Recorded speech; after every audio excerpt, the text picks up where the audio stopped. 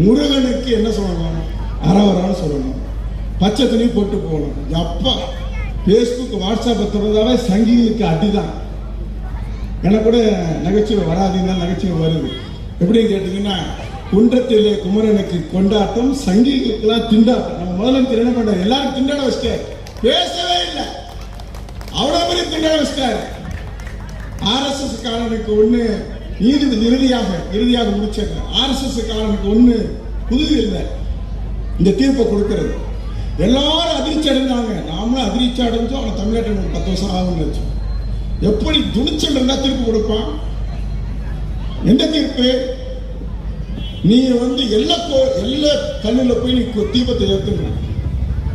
நான் நீதிபதியா இல்லைன்னா நானே ஏற்றுருவேன். நீ நீதிபதியா இல்லாம இருந்தா நீ ஜெயிலுக்கு போயிருக்க.